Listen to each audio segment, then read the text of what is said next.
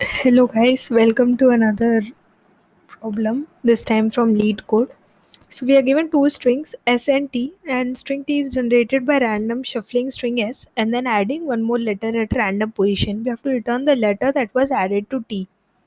So for example, our string is ABCD, our first string is ABCD, and then our second string is ABCDE. That means E is the excess element which is not found in the first string, so we have to return E.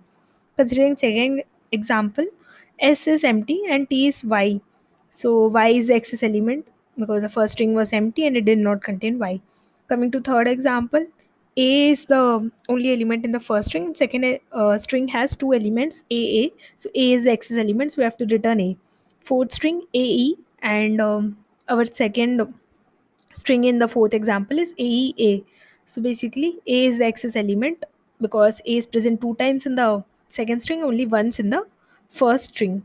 So we have to return A. So let's start coding this. So it's basically a simple problem where we can declare a map to keep a count of all the characters that are appearing. So let's declare a map which has char int. So int is for counting the number of occurrences of the element. So I'll call it m, and I'm going to also declare an iterator for going over the map.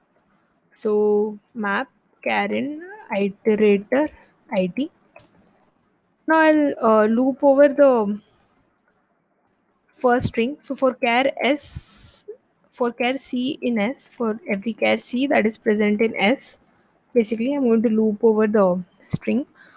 Now if C is already existing in map, okay, that means I'm going to declare a iterator it that is going to find if my C is already existing in the map or not. Okay, so it is going to find if the character is already there in map or not, and if it is able to find it, that means it's already existing and it doesn't equal to m dot end.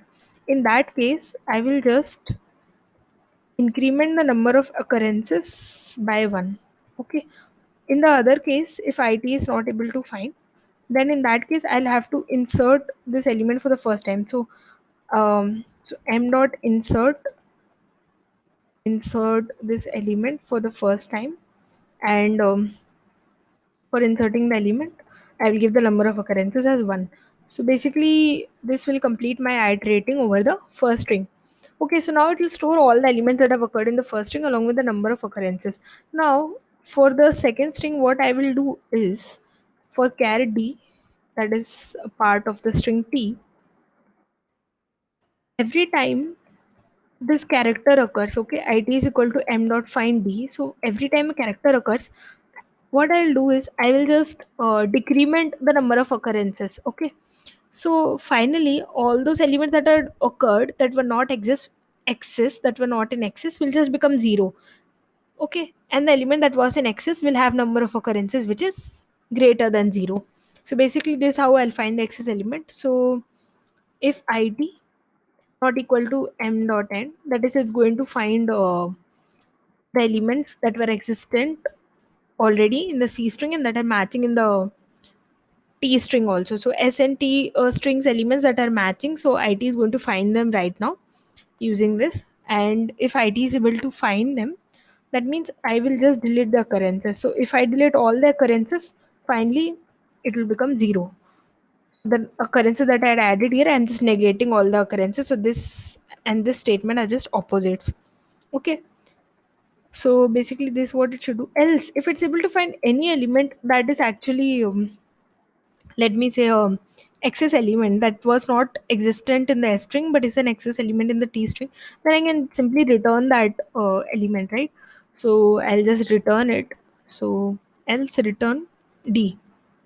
Whenever it has found an excess element, it can simply return the character. We have to just find that character which is excess.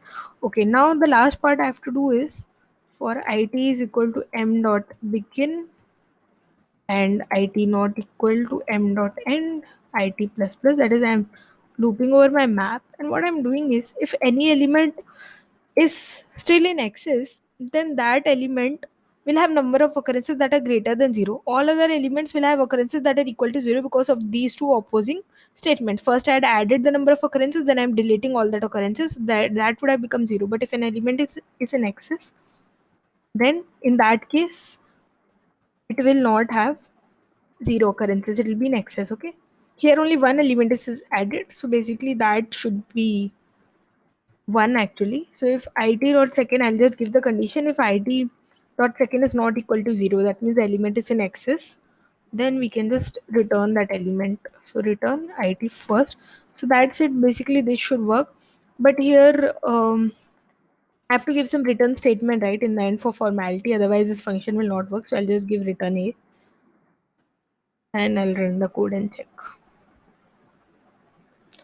Okay, I made a spelling mistake, it seems. IT, here I made a spelling mistake. I'll run it again. Yeah, so it's working. I'll submit and see if it's passing for all the test cases.